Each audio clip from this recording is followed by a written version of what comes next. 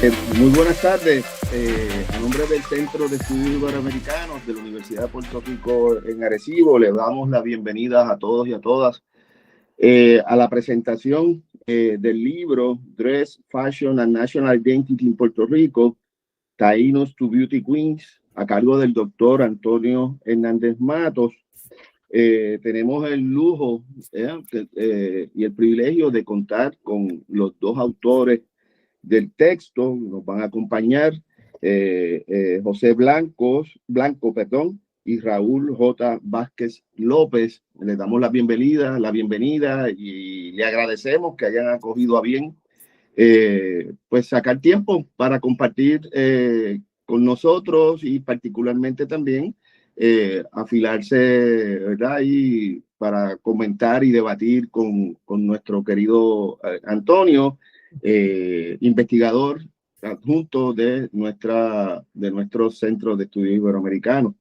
Quiero agradecerle también al doctor José Rodríguez Vázquez, que anda por ahí, al doctor Gabriel Alemán, que siempre está a cargo de empujar los trabajos aquí en el Centro de Estudios Iberoamericanos, y sobre todo porque atiende la cuestión técnica, de la cual nosotros somos totalmente iletrados.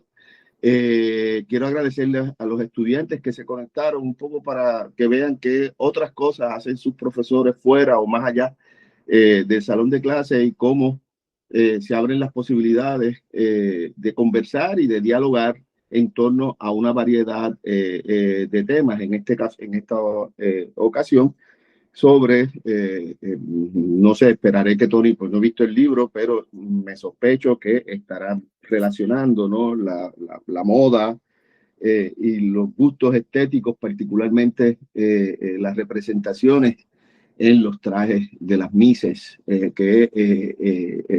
que representan a Puerto Rico en los concursos de belleza. Tony es un máster en asuntos estéticos y de moda. Su tesis doctoral fue giró en torno a eso. Así que qué mejor mesa servida para nosotros disfrutar de esta conversación. Le dejo la palabra entonces al organizador del encuentro, realmente a Antonio Hernández Matos. Gracias, Carlos.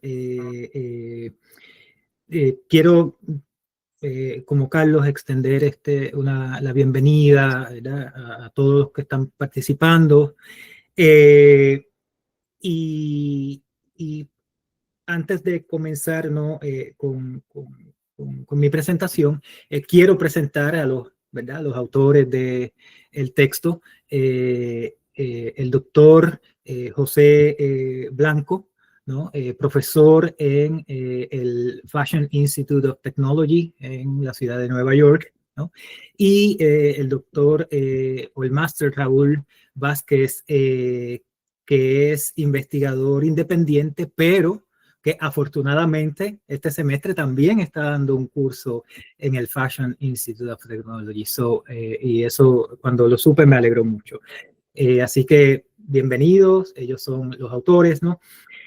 Y entonces el plan aquí es yo hacer de nuevo una breve presentación del texto, ¿no?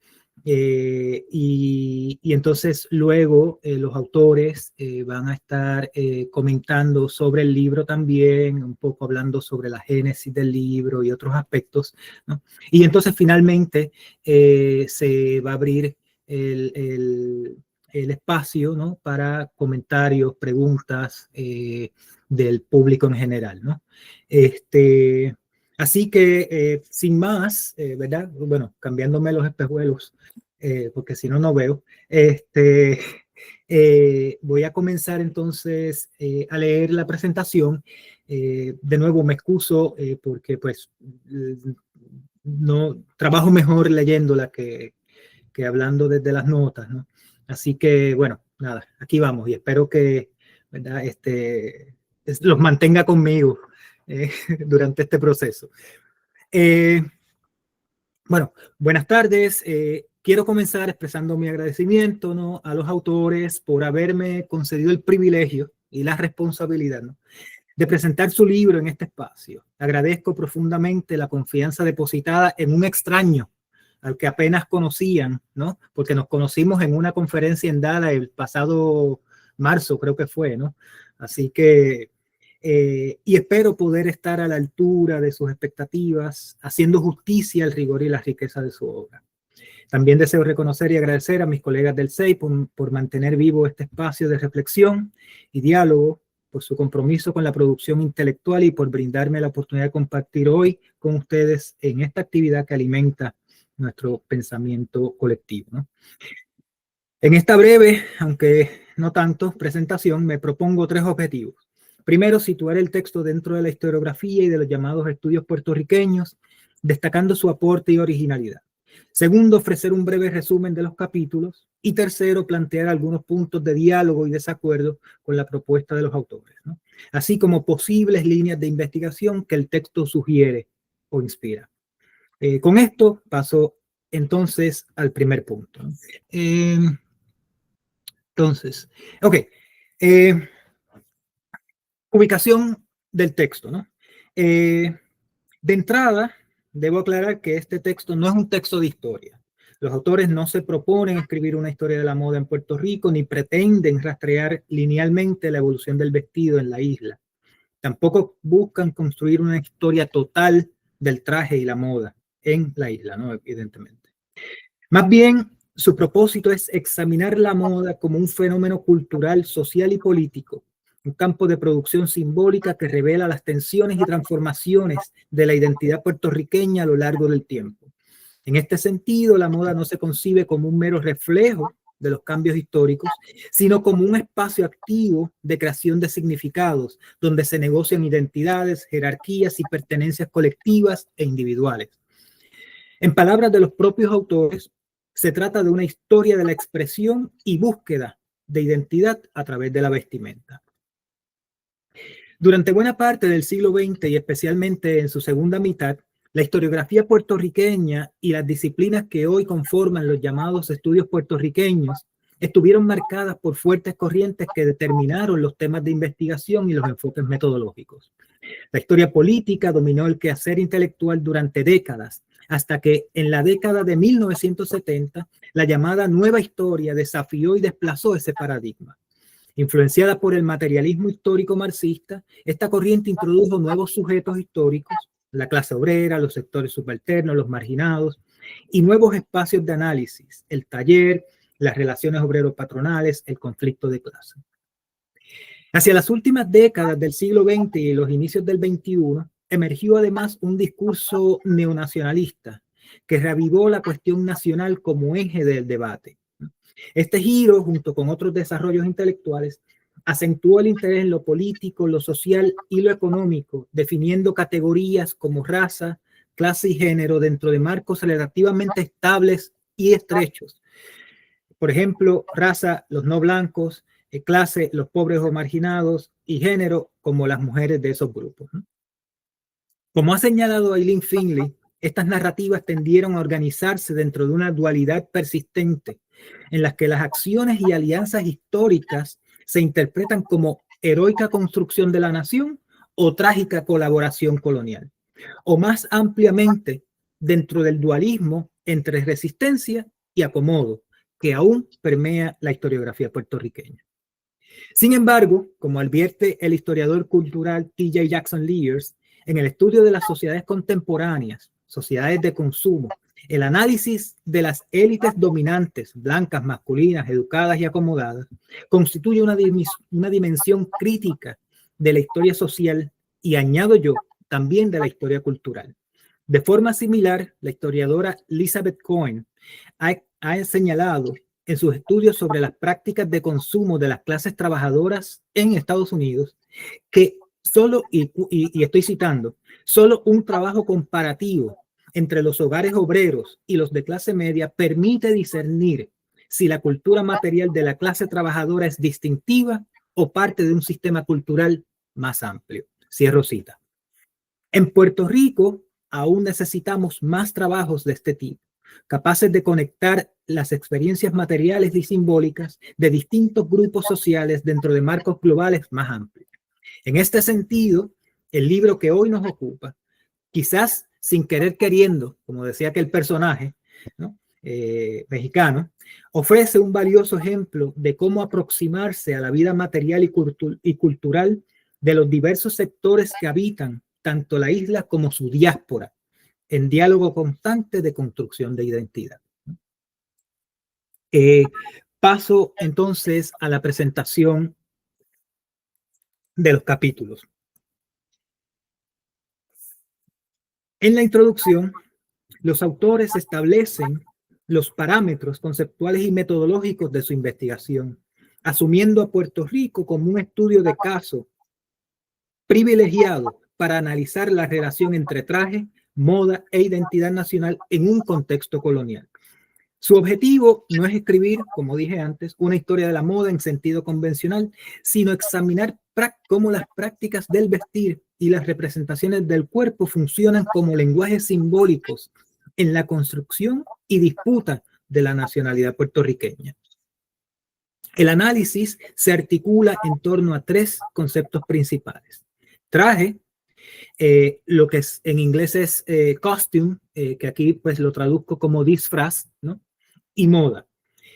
En primer lugar, los autores retoman el concepto antropológico de traje, entendido como toda modificación o adición a la apariencia corporal, entiéndase ropa, maquillaje, peinados, joyería, adornos, etc., que expresa significados sociales y culturales.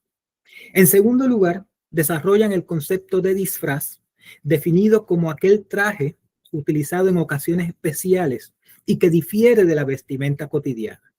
En este sentido, el disfraz incluye tanto el traje folclórico como el denominado traje nacional. Sobre este último, los autores, y aquí adelantan su posición, ¿no? Los autores argumentan que ningún traje nacional puede representar a toda la nación, ya que cualquier intento de hacerlo ignora la complejidad, la diversidad y las contradicciones internas que conforman la experiencia puertorriqueña. Incluso, dicen ellos, ¿no?, si existiera un diseño considerado representativo, este no debería ser concebido como fijo o permanente, pues la identidad nacional, como la moda misma, está en constante transformación. El tercer concepto clave es el de moda, definida como aquella apariencia socialmente aceptada que cambia a través del tiempo y es compartida por un sector amplio de la población, particularmente las clases medias y altas, en un momento y lugar determinados. Disculpen que quiero hacer algo aquí, ¿no? Ok, ahora. Si bien reconocen que la moda en Puerto Rico ha estado históricamente dominada por patrones occidentales, los autores proponen ampliar su definición para incluir las formas estéticas que rompen con lo occidental. Así, cuestionan la noción de que la moda deba definirse únicamente por el cambio o la rapidez de ese cambio, argumentando que en el caso puertorriqueño existen continuidades que también expresan identidad y resistencia cultural. Además, en la introducción, los autores trabajan o desarrollan el concepto de decolonialidad, entendido no como una metáfora ni como un ejercicio teórico abstracto, sino como una herramienta crítica para investigar los sistemas de explotación y dominación impuestos por y heredados del colonialismo. Desde esta perspectiva, denuncian que gran parte de la producción académica occidental, incluidos los fashion studies, ¿no?, del cual son parte, continúan operando bajo las ideologías de imperialismo y colonialidad. La decolonialidad, por tanto, debe orientarse hacia la recuperación de historias, prácticas y conocimientos silenciados por el canon eurocéntrico, reconociendo que en el caso de Puerto Rico resulta imposible separar modernidad y colonialidad. Finalmente, en la introducción, los autores subrayan la necesidad de incluir a la diáspora puertorriqueña en toda discusión sobre identidad nacional. La diáspora no solo transporta y resignifica la cultura material de la isla, sino que también genera nuevas formas de identidad y pertenencia que a su vez influyen en la cultura del país. Desde esta perspectiva transnacional, para los autores, un traje o una identidad puertorriqueña puede construirse en cualquier lugar donde existan puertorriqueños, lo que reafirma la naturaleza móvil, híbrida y plural de la nación.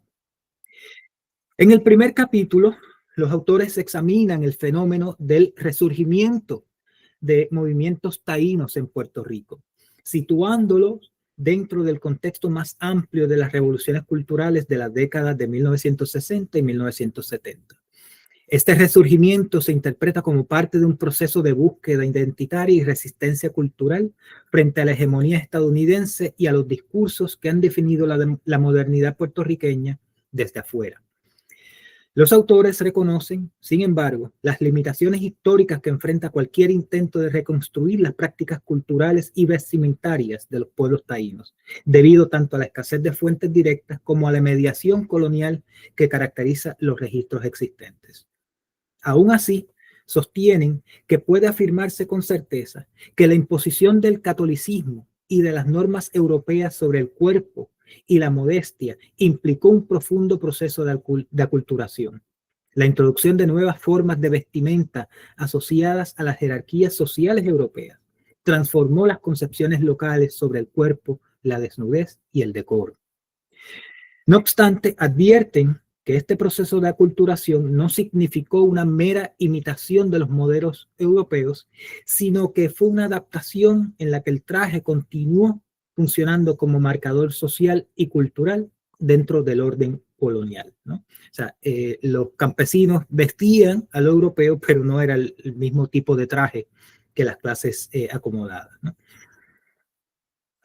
Apoyándose en las ideas de Jorge Duany, los autores interpretan el resurgimiento contemporáneo de los movimientos taínos como parte de un nacionalismo cultural emergente que busca contrarrestar los discursos coloniales y estadounidenses del progreso mediante la revalorización de símbolos indígenas. En este contexto, algunos grupos recurren a estrategias políticas y legales, como las disposiciones estadounidenses que protegen a las naciones nativoamericanas, para reivindicar una herencia cultural legítima. Otros van aún más lejos y emplean pruebas de ADN para determinar su grado de taíno, ¿no? Grado de taíno. Práctica que resulta, a mi juicio, problemática por su evidente esencialismo biológico. El capítulo también subraya que la iconografía taína contemporánea está profundamente atravesada por el romanticismo y la mercantilización. La recreación de una supuesta cultura taína responde tanto a una necesidad de afirmación identitaria como a una lógica de consumo cultural, en la que el pasado indígena se convierte en marca comercial. Los autores advierten, con razón, sobre el riesgo de reducir la identidad nacional puertorriqueña a una sola raíz taína, ignorando la compleja y diversa herencia africana, europea y caribeña que conforma el mosaico cultural de la isla. En el segundo capítulo, los autores se enfocan en la figura del jíbaro puertorriqueño. Y aquí quiero presentarles esta imagen que ellos, de hecho, discuten en el capítulo. Como en la figura del jíbaro puertorriqueño como otro eje fundamental en la construcción simbólica de la nación. Proponen que la representación del jíbaro ha atravesado dos grandes ciclos históricos que reflejan las tensiones entre tradición, modernidad y nación. El primer ciclo, que se extiende desde el siglo XIX hasta las primeras décadas del siglo XX, presenta al jíbaro como un personaje pobre, enfermo, atrasado, símbolo de un país enfermo, tal y como se observa en la tetralogía de Manuel Seno Gandía. En este imaginario, el jíbaro encarna la visión pesimista de una sociedad rural estancada, cuya regeneración requería su superación o transformación. El segundo ciclo se desarrolla a lo largo del siglo XX, coincidiendo con el proceso de industrialización promovido por el programa Manos a la Obra. En este nuevo contexto, el jíbaro migra del campo a la ciudad y su indumentaria en el ámbito urbano, su indumentaria rural pasa a representar el atraso y la falta de modernidad. Sin embargo, y esto es algo paradójico, es en este segundo ciclo que su figura es apropiada e higienizada por la operación cultural y política encabezada por Luis Muñoz Marín y el Partido Popular Democrático. Bajo este proyecto, el jíbaro es modernizado y resignificado como emblema de la identidad nacional. Un personaje limpio, digno, trabajador y patriótico, despojado de obviamente, de los rasgos de miseria y marginalidad que antes lo caracterizaban. Esta operación simbólica produce, en palabras de los autores, un simulacro higienizado del jíbaro, una figura idealizada que celebra la vida rural mientras oculta las desigualdades estructurales y las tensiones de clase que persistían en la sociedad puertorriqueña. En la actualidad, los autores observan cómo esta figura continúa reconfigurándose en el espacio digital. En las redes sociales y plataformas tecnológicas emergen nuevas apropiaciones identitarias como las del cyberjíbaro, individuos que reivindican su puertorriqueñidad rural puertorriqueña mediante los lenguajes y herramientas de la era digital. Esta figura, de esta forma, encarna una forma de continuidad y de adaptación simbólica en la que un ícono tradicional se reinterpreta a la luz de la globalización. El capítulo concluye que la identidad jíbara no debe entenderse como una esencia fija o un vestigio del pasado, sino como un proceso histórico y cultural dinámico, en constante negociación con los discursos de modernidad, colonialismo y globalización. En el tercer capítulo, los autores analizan el fenómeno de los Young Lords, trayendo, ¿no?, la diáspora puertorriqueña, como un ejemplo paradigmático de la construcción de una identidad de la diferencia, una forma de resistencia cultural, política y estética frente al racismo estructural, la desigualdad económica y el colonialismo interno que afectaban a las comunidades puertorriqueñas en los Estados Unidos. El movimiento, surgido a finales de la década de 1960, se nutrió de los ideales de justicia social de su tiempo y estuvo profundamente influido, fueron modelados, por los Black Panthers, ¿no?, así como por las luchas de liberación nacional y anticolonial que se desarrollaban simultáneamente en América Latina, África y Asia. En este contexto, los Young Lords adoptaron una estética militante que expresaba visualmente su compromiso político y su voluntad de ruptura con los modelos de respetabilidad impuestos por la cultura dominante. Los autores destacan que la vestimenta desempeñó un papel central en la configuración de esta identidad colectiva. Su adopción, la de los Young Lords, de boinas, chaquetas de estilo militar, pantalones oscuros y accesorios con símbolos revolucionarios, constituían una declaración visual de militancia y resistencia. A través del cuerpo y de la ropa, los militantes transformaban la apariencia cotidiana en discurso político materializado o corporizado, proyectando una imagen de orgullo, disciplina y desafío. La elección de vestimenta funcionaba en varios niveles. En primer lugar, como medio de comunicación política, enviaba un mensaje claro de pertenencia, orgullo racial y compromiso revolucionario. Su eficacia simbólica se reforzaba mediante el uso de botones con lemas, insignias, banderas y, en algunos casos, armas de fuego, que convertían la imagen del militante en una figura inmediatamente reconocible y cargada de poder simbólico. En segundo lugar, la ropa servía para fortalecer la cohesión interna del grupo, permitiendo a sus miembros reconocerse mutuamente, establecer lazos de confianza y mantener un sentido de solidaridad frente a un entorno de constante vigilancia y represión. Los autores subrayan que esta misma visibilidad estética convirtió a los Young Lords en blancos preferentes del aparato represivo estatal, que podía identificarlos fácilmente a través de su indumentaria. Cualquier semejanza con el momento contemporáneo es pura casualidad. Que podía identificarlos fácilmente a través de su indumentaria. Sin embargo, de forma paradójica, esta represión tuvo un efecto contrario al deseado. Acercó al movimiento a la comunidad puertorriqueña, pues la persecución oficial fue percibida por muchos como una confirmación de la legitimidad y autenticidad de su lucha. Así, la estética militante operó también como puente político y emocional entre el movimiento y el pueblo al que aspiraban a representar. Finalmente, el capítulo resalta que la vestimenta de los Young Lords condensaba múltiples significados. Era al mismo tiempo, y aquí hay unos ejemplos de eso, al mismo tiempo símbolo de resistencia anticapitalista, emblema de solidaridad internacionalista con los movimientos revolucionarios del tercer mundo y herramienta performativa mediante la cual los cuerpos racializados se reapropiaban del espacio público.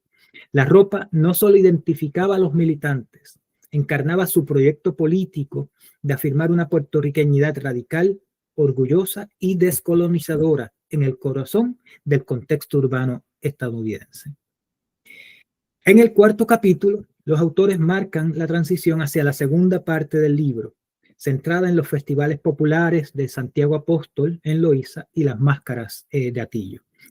Este capítulo cumple una función introductoria y teórica, pues traza un amplio panorama histórico y cultural de las formas de música, danza y entretenimiento que han configurado la cultura popular puertorriqueña. A través de este recorrido, los autores destacan el papel del cuerpo danzante y disfrazado como un espacio privilegiado de expresión simbólica, resistencia y continuidad cultural. El argumento central sostiene que en las celebraciones populares el cuerpo no es solo un vehículo de representación, sino también un lugar de encarnación de la memoria y la identidad colectiva. El disfraz, afirman, debe entenderse no como una simple segunda piel, sino como una piel nueva, una superficie simbólica en la que se inscriben tradiciones, historias y relaciones de poder. La danza y el performance permiten así reactivar vínculos culturales que conectan el pasado colonial con las experiencias contemporáneas de raza, clase y género. Para ilustrar esta relación entre cuerpo, performance y cultura, los autores ofrecen un recorrido por algunas de las principales expresiones musicales y dancísticas de Puerto Rico. Comienzan con la música jíbara, obviamente la bomba y la plena, ¿no?, que todos conocemos, géneros que condensan la mezcla de herencias europeas, africanas y criollas, y que han servido como vehículos de narración popular y afirmación identitaria. A continuación, interesantemente, examinan el fenómeno de las vedettes, ¿no? De las figuras de las vedettes, ¿no? Figuras que mediante la autoexotización y la tropicalización de la imagen femenina desafiaron las normas morales y de género de su tiempo, convirtiéndose en íconos de una sensualidad caribeña ambigua y provocadora. Aquí, obviamente, hay que evocar los emblemáticos anuncios de Amalí que marcaron una época y plasmaron en la publicidad una estética del deseo, modernidad y consumo profundamente sexualizada a través del cuerpo de la vedette puertorriqueña y la vedette de América, ¿no?, como era conocida, Iris Chacón, ¿no? El análisis prosigue con el impacto de la salsa y el merengue que desde mediados del siglo XX articularon una identidad musical panlatina y transformaron los códigos de la moda y la apariencia personal. En estos géneros, el escenario y la pista de baile se convirtieron en espacios de exhibición corporal y estilística, donde músicos y público proyectaban destreza, elegancia y modernidad. Los trajes coloridos, los brillos y la exuberancia visual de la época expresaban tanto una pertenencia cultural como un deseo de visibilidad. La discusión luego se desplaza hacia las transformaciones culturales de finales del siglo XX y comienzo del XXI. Los autores mencionan la aparición de los boy bands, ¿no?, que introdujeron los primeros modelos mediáticos del hombre metrosexual puertorriqueño, y aquí tenemos a los ejemplos clásicos, ¿no?, Ricky Martin y Chayanne, que salen de boy bands, ¿no?, Menudo y Los Chicos. Y el surgimiento, además de los boy bands, el surgimiento del rap, del underground y el reggaetón, géneros donde el performance y la moda giran en torno a la sexualización del cuerpo femenino y a las tensiones entre marginalidad y mercado, ¿no? Y aquí tenemos a Daddy Yankee y a Don Omar, ¿no?, en los 90, ¿no? O sea, esto no es representación contemporánea, ¿no? Finalmente, el recorrido culmina, no podía ser de otra forma, con la figura de Bad Bunny, a quien los autores interpretan como un símbolo de resistencia y ruptura frente a los binarismos de género, el racismo, el machismo y las expectativas del crossover comercial. En su cuerpo, su vestimenta y su estética, afirman, convergen múltiples gestos de disidencia que desafían tanto las normas impuestas por la industria cultural global como las estructuras patriarcales locales. El capítulo concluye introduciendo los temas de los capítulos siguientes, el capítulo 5 y 6, ¿no? Que son los festivales de Loíza y Atillo. Voy a brevemente aquí a mencionar pues de qué tratan y sin entrar en detalle, ¿no? El primero, el Festival de Santiago Apóstol, revela la persistencia e influencia de las culturas africanas en la formación de la identidad puertorriqueña, así como las huellas de las estructuras coloniales, particularmente, obviamente, la esclavitud, que moldearon las jerarquías sociales y raciales del país.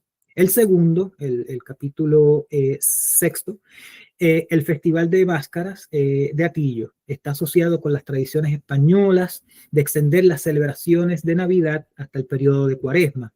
En adición, este festival en particular ha sido promocionado como destino turístico desde el Estado Nacional, ¿no? Así que se ha convertido también en un producto comercial turístico.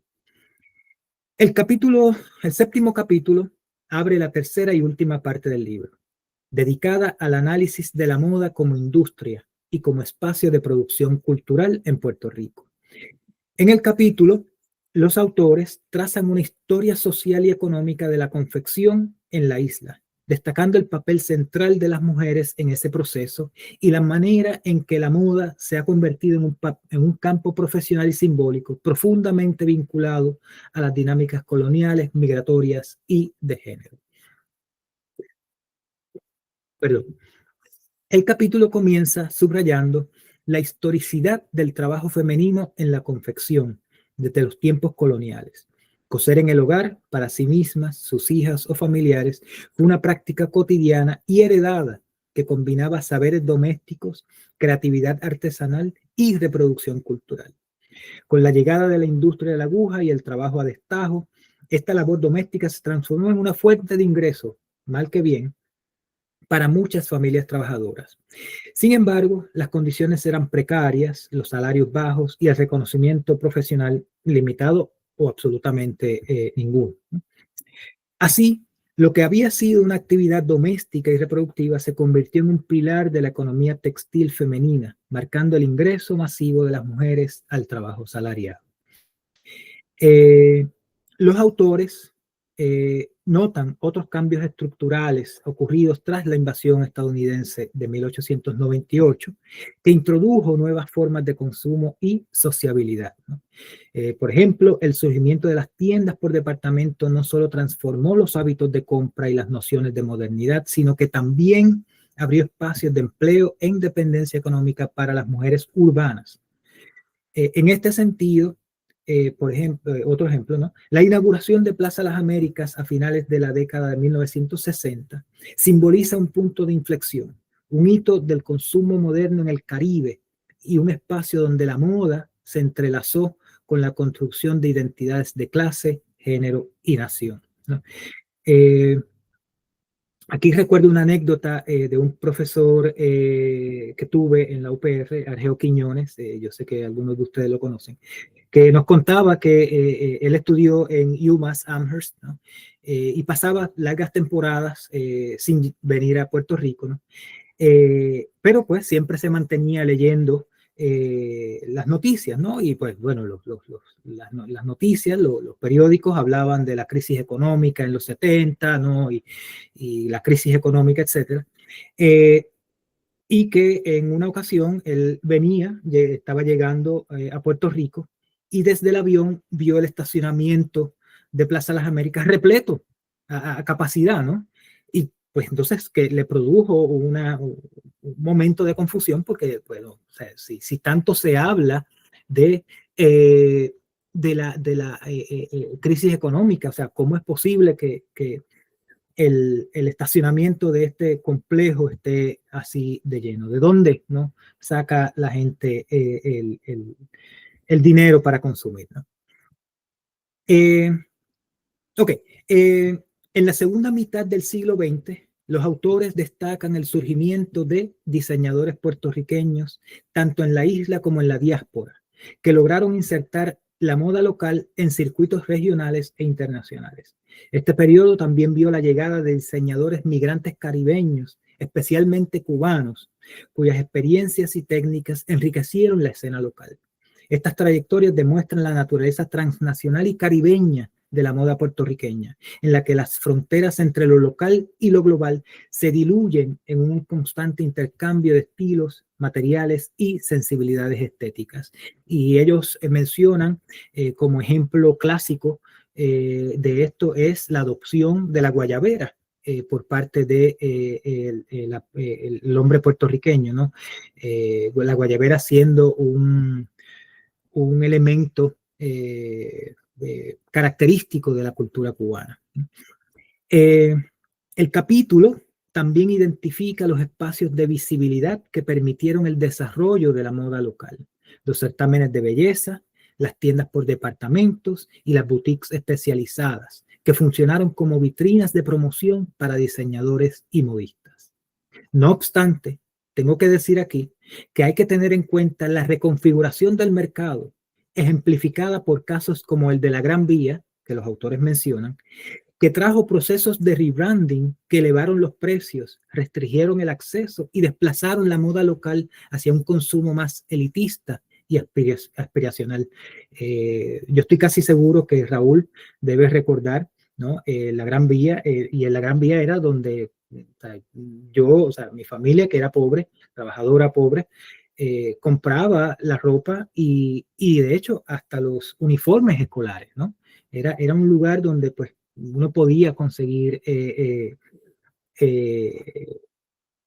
ropa a precios no cómodos, ¿no? Ese no es el caso hoy día, y de hecho la Gran Vía abrió una tienda en Plaza Las Américas hace ya muchos años, ¿no? Pero bueno, nada, una anécdota, ¿no? Para ejemplificar eso que menciono de la reconfiguración del mercado. El octavo capítulo examina la compleja relación entre moda, cuerpo y nación, enfocándose en la transformación, para Carlos, en la transformación de los trajes típicos dentro del certamen Miss Universe, ¿no? En este espacio globalizado de competencia y espectáculo, los autores sostienen que el cuerpo femenino se convierte en metáfora y encarnación de la nación misma. A través de los trajes, las concursantes no solo representan la belleza nacional, sino que corporizan una visión idealizada, erotizada y simbólicamente cargada de la identidad colectiva. Según los autores, las representantes del Caribe y América Latina tienden a exhibir una mayor cantidad de cuerpo, ¿no? Y es una estética fuertemente sensualizada. No obstante, esta sensualidad no se percibe como vulgar ni transgresora, sino como una forma culturalmente aceptada de expresar orgullo nacional. La sexualidad femenina se convierte o se legitima mediante símbolos patrios, banderas, escudos, flores nacionales, motivos folclóricos, que visten el cuerpo con significados patrios. Así, el cuerpo se convierte en un territorio alegórico, una superficie simbólica donde se inscribe la nación y donde se negocian las tensiones entre deseo, respeto y representación. Para profundizar en este argumento, los autores retoman su discusión sobre el jíbaro como emblema nacional. Esta figura, central en la iconografía puertorriqueña, fue romantizada, como mencioné antes, e higienizada por los discursos oficiales, que exaltaron su humildad, honradez y pureza, ocultando las realidades de pobreza, racialización y desigualdad que afectaban al campesinado. En este sentido, el jíbaro se convirtió en una ficción nacional respetable, una versión autorizada de la puertorriqueñidad. Y esto es lo interesante de los autores. Frente a esa imagen domesticada, los autores plantean una pregunta provocadora que a mí me voló la cabeza, ¿no? ¿Son los trajes de fantasía de los certámenes de belleza realmente más inauténticos o menos auténticos que los trajes típicos tradicionales? Su respuesta sugiere lo contrario. Lejos de ser adornos superficiales, los trajes espectaculares de Miss Universe, ¿no? Y quiero aquí ver si puedo llegarle. Los trajes espectaculares de Miss Universe cuestionan y desestabilizan las representaciones monolíticas de la nación. Estos trajes producen un lenguaje visual híbrido y performativo, donde la identidad nacional se reimagina como fantasía creativa en diálogo con la complejidad de la sociedad puertorriqueña. En esta lectura, la fantasía no niega la autenticidad, sino que la redefine como un proceso en constante reinvención. En síntesis, el capítulo propone que los certámenes de belleza constituyen un espacio privilegiado para observar las negociaciones simbólicas entre cuerpo, nación y poder. Más que simples espectáculos de vanidad, estos eventos revelan las tensiones históricas entre tradición y modernidad, autenticidad y artificio, deseo y patria. El capítulo 9, el capítulo final, aborda una problemática central en la historia cultural y estética de Puerto Rico: la ausencia deliberada o inconsciente de elementos nacionales en la producción de diseñadores de moda locales. Los autores observan que, a diferencia de otros contextos latinoamericanos o caribeños, donde la moda ha funcionado como un medio de afirmación cultural, en Puerto Rico los diseñadores han mostrado reticencia a incorporar referencias explícitas a la herencia simbólica y cultural de la nación en sus creaciones. Esta timidez, como la denominan los autores, debe entenderse en el marco de un proceso histórico más amplio, proponen ellos, ¿no? La mercantilización de los símbolos nacionales. Desde mediados del siglo XX, la industria turística y las campañas de promoción cultural han reducido la complejidad de la identidad puertorriqueña a una serie de imágenes fácilmente consumibles: la palma, el coquí, la bandera, el jíbaro, la hamaca, que, aunque visualmente potentes, funcionan como emblemas despolitizados de una puertorriqueñidad diseñada para el visitante extranjero. Esta instrumentalización comercial ha producido una versión simplificada y exotizada de lo nacional, que muchos diseñadores perciben como superficial o incluso vergonzante, y de la cual prefieren distanciarse para afirmar modernidad y sofisticación. Paradójicamente, los autores destacan que estos mismos diseñadores suelen recurrir a motivos de otras culturas, africanas, asiáticas, europeas o latinoamericanas, incorporando elementos que perciben como exóticos o auténticos. Esta práctica revela una contradicción profunda. Mientras rehuyen lo local por considerarlo sobreexplotado o kitsch, encuentran en lo extranjero una fuente de legitimidad estética. De este modo, la moda puertorriqueña contemporánea se sitúa en un espacio de tensión entre la búsqueda de universalidad y el temor a la folclorización, entre el deseo de pertenecer al circuito global de la alta costura y la necesidad de definir una identidad visual propia. Para los autores, este fenómeno refleja un dilema más amplio de la cultura puertorriqueña bajo el colonialismo moderno: la constante negociación entre la afirmación nacional y la dependencia de marcos de validación externa. La moda se convierte en este sentido en un espejo de las dinámicas políticas y culturales de la isla, donde el impulso de parecer moderno y cosmopolita ha llevado a la represión o al silenciamiento de la diferencia cultural. En el epílogo, los autores cierran su estudio reafirmando su propósito central: pensar la cultura nacional puertorriqueña como un proceso complejo, dinámico y múltiple, alejado de visiones esencialistas o cerradas. A lo largo del libro, han demostrado que las manifestaciones materiales de la identidad, traje, disfraz y moda, constituyen espacios privilegiados para observar las tensiones entre tradición, modernidad y colonialidad. La cultura nacional, insisten, no puede reducirse a límites geográficos o políticos rígidos. Siguiendo a Jorge Duany y Laura Briggs, la conciben como una construcción cultural transnacional en constante transformación y negociación. En este marco, la parada puertorriqueña en Nueva York se erige como un ejemplo paradigmático de esa fluidez. Los autores emplean el concepto de ethnoscape de Arjuna Appadurai para explicar cómo la diáspora puertorriqueña genera comunidades que reimaginan y reconfiguran la puertorriqueñidad fuera de la isla. Estas comunidades producen una identidad viva y resistente, afirmándose en diálogo y a veces en tensión con los discursos culturales de quienes residen en Puerto Rico. La parada, con su despliegue inclusivo de símbolos, vestimentas y gestos, evidencia la performatividad de la identidad nacional en el exilio, recordando que la nación no se circunscribe al territorio, sino que se rehace mediante el movimiento, la memoria y la representación. El epílogo retoma además la cuestión de la decolonialidad, un tema transversal en la obra. Los autores reconocen las limitaciones de aplicar esta categoría desde posiciones académicas privilegiadas, que inevitablemente reproducen marcos occidentales de pensamiento. En un gesto de autocrítica, admiten que su análisis no puede considerarse plenamente decolonial y señalan la necesidad de profundizar en dimensiones apenas esbozadas en su trabajo, como la dimensión racial de la moda y la identidad puertorriqueña. Finalmente, proponen una reflexión abierta. La cultura material debe entenderse como un campo en constante fluidez, siempre en proceso de reconfiguración. El vestido, el cuerpo y la moda son vehículos de memoria y resistencia, pero también de cambio, mezcla y reinvención.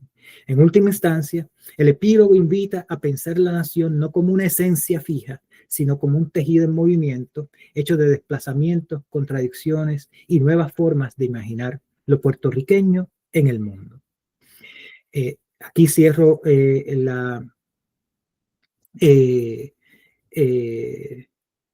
la presentación de los capítulos, de nuevo que no fue corta, pero bueno. Y quisiera terminar con unos comentarios finales, ¿no?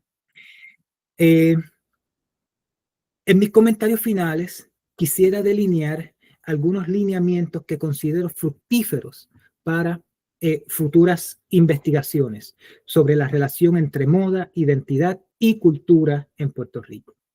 En primer lugar, creo necesario otorgar mayor protagonismo al consumo como contexto estructural y como fuerza que modela los significados de la moda.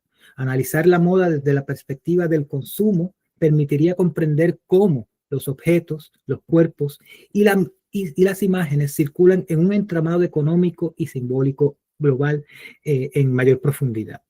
Ejemplos como la iconografía taína o la figura del jíbaro evidencian la mercantilización de los símbolos nacionales, transformados en mercancías culturales para el turismo o el mercado de la nostalgia.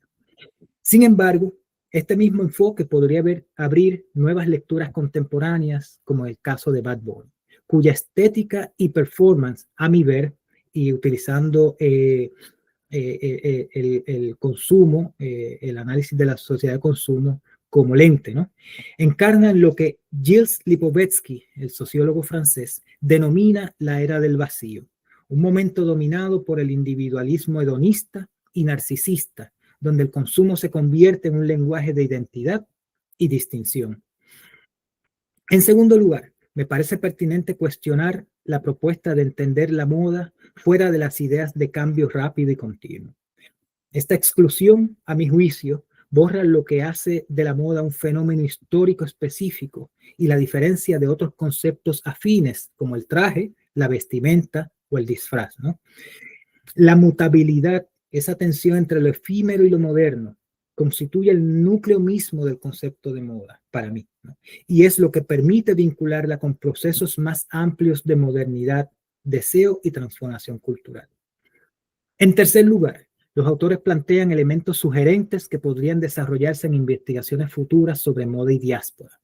Sería relevante, por ejemplo, explorar las relaciones entre migración, consumo y vestimenta tanto en la isla como en las comunidades puertorriqueñas en el exterior. Un ejemplo ilustrativo podría ser el llamado traje de la mujer puertorriqueña en Nueva York durante la década de 1950, un espacio donde la moda funcionó como marcador de clase, respeto y pertenencia étnica dentro del contexto urbano estadounidense. Por último, considero necesario problematizar el propio concepto de identidad nacional. Si aceptamos que la identidad es fluida, cambiante y relacional, ¿por qué seguir utilizando el término nacional o identidad nacional? Y más aún, ¿por qué insistir en buscar sus raíces en el pasado? En este punto resulta pertinente recordar a Stuart Hall, quien argumentaba que las identidades no se definen por sus orígenes, sino por sus direcciones de futuro, por los horizontes hacia los que se proyectan. En suma, el texto ofrece un marco provocador para repensar las tensiones entre moda, nación y modernidad. Invita a continuar el diálogo desde una perspectiva situada desde la isla y desde la diáspora, reflexionando sobre esa relación entre lo global y lo local, que algunos intelectuales allá en los años 90 sintetizaron con el término glocal. En este sentido, la obra no cierra un debate, sino que lo reabre críticamente, incitando a imaginar nuevas formas de pensar lo puertorriqueño en el mundo contemporáneo. Y ahora sí, punto final. Bueno, primero que no me acordaba que habíamos hecho tanto en el libro. Gracias y sobre todo por decirnos esto en español, porque el libro está escrito en inglés e incluso prepararnos para esto ha sido un poco... Sí, curiosamente, esta es la primera vez que nosotros hablamos de este libro en español. Entonces, es una... Así que si de vez en cuando se nos sale algo en inglés, pues ni modo. Pero Antonio y a todos, gracias realmente por habernos invitado. Realmente es un honor. Escribir el libro ha sido una labor ardua de muchos años, pero a la misma vez increíblemente gratificante. Por mi parte, pues representa, no sé, la idea de que yo tenga la oportunidad de promover la cultura puertorriqueña, específicamente la moda, pues de nuevo, un gran honor. Y bueno, a pesar de que el libro está en inglés, esperamos en algún momento traducirlo, pero un paréntesis, qué extraño que por lo menos 3 investigadores de la moda salieron de Arecibo. Así que por ahí vamos. Recientemente presentamos nuestro libro en FIT y la semana pasada... Nada más para confirmar que sí pueden ver nuestras imágenes, ¿correcto? Sí, yo las veo acá. Okay, perfecto. Y fue una experiencia sobrecogedora porque realmente no esperábamos la cantidad de gente que llegó. Se matricularon sobre 450 personas y llegaron como 200 y pico, incluyendo a Esmeralda Santiago. Y esto yo nunca lo voy a superar. Así que siempre que yo hable del libro, voy a hablar de Esmeralda Santiago. En fin. Ahora lo que nos gustaría es brevemente contextualizar el proyecto en términos de su génesis y hablar un poco más del último capítulo que Antonio les acaba de explicar. Y bueno, todo esto comenzó en el año 2006 cuando Raúl me invitó a pasar la Navidad con su familia en Arecibo. Entonces creemos que eso es un buen momento para aclarar, por supuesto, que yo no soy puertorriqueño, que soy de Costa Rica, como él dijo antes, y luego que... además de ser un equipo de investigación, pues somos una pareja desde hace casi 25 años y entonces podemos decir que esto empezó durante una visita a mis suegros en Arecibo. Raúl me habló del Festival de Máscaras de Atillo y aunque ya habíamos trabajado antes en algunos proyectos, le dije, esto me parece muy interesante para nosotros investigar. Y así empezó nuestro libro. Sí, yo simultáneamente estaba trabajando con la idea de el jíbaro, como ya se había mencionado antes, y como una imagen que se puede manipular y que se puede consumir. Cuando era estudiante de literatura. Cuando era estudiante de literatura, sí. Pero realmente, rápidamente nos dimos cuenta que era importante para nosotros hablar de la diáspora. Y empezamos ahí cuando estábamos hablando de la música y el baile, ahí fue donde empezamos a abordar la diáspora, pero en realidad fue con los Young Lords, donde los que nos ayudaron a enfocarnos más en este tema. Y para nosotros era muy importante hablar de los Young Lords porque en ese entonces vivíamos en Chicago y por lo general los Young Lords de New York reciben mucha más atención que los Young Lords de Chicago, pero en realidad la organización empezó en Chicago y tuvimos la gran suerte de que la Universidad de DePaul en Chicago había coleccionado historias orales de los Young Lords de los 60s y 70s y esos archivos están disponibles y hay mucha investigación en DePaul University sobre los Young Lords. De hecho, hay un nuevo capítulo de New Young Lords que aparecieron en Chicago y conectados hay un poco con algunos de los profesores de DePaul y hay ahora mismo actualmente hay una exhibición sobre los Young Lords en el museo de DePaul University. Pero sin embargo, como dijo Antonio, para nosotros fue realmente el desfile, como costarricense digo desfile en lugar de parada, perdón. Entonces, para nosotros fue fundamental demostrar esta opinión de que un análisis de la cultura puertorriqueña no puede excluir a la diáspora y que, como algunos han dicho, y Antonio acaba de mencionar, Puerto Rico es realmente una nación transnacional que ya no está contenida por esa frontera geográfica. Sí, el movimiento de la cultura material en manos de la diáspora implica que las prácticas de vestimenta y las tradiciones de vestimenta no solo se trasladan a los Estados Unidos, en este caso con ellos, sino que también son modificadas por ellos mismos para adaptarse a su nueva identidad como ciudadanos minoritarios. A su vez, esa cultura material de los puertorriqueños en el extranjero eventualmente regresa a la isla, donde impacta las formas de pensar sobre la identidad nacional, las tradiciones y las formas de vestir. Este movimiento transfronterizo también afecta a las empresas locales de la moda, que se benefician no solo de la información, sino también del capital proveniente de la diáspora. Y ahí es donde, Antonio, quizá algún día continuemos a investigar un poco más lo que tú propones sobre el consumo. Esto se ve claramente en el diseño de modas en Puerto Rico actualmente y la diáspora también, como en el caso de por ejemplo, Gabriel Ocasio. Estoy tratando, pero no puedo. Bueno, como el caso de Gabriel Ocasio, quien en este momento aborda a la imagen de Julia de Burgos y la presenta como la Julia de Burgos de Puerto Rico y la Julia de Burgos de Nueva York, cuando vivía en Nueva York, conectada por la Estatua de la Libertad, por ejemplo, por la corona de la Estatua de la Libertad. Y luego tenemos otro ejemplo de un diseñador de la diáspora, Edwin Reyes, quien diseñó esta falda con la bandera de Puerto Rico, con ruffles o rizos, que son muy comunes en el disfraz puertorriqueño, que fue inicialmente utilizada por una persona en el desfile, en la parada puertorriqueña, en el público, y luego pasó al escenario del concierto de Bad Bunny, utilizado por Loren de Chuy. Otro ejemplo es Héctor Omar, un diseñador local puertorriqueño y también profesor de moda, que con propósito a la celebración de los 500 años de San Juan, diseña este traje en conversación con el casino del viejo San Juan y la cultura ballroom neoyorquina de los newyorkers.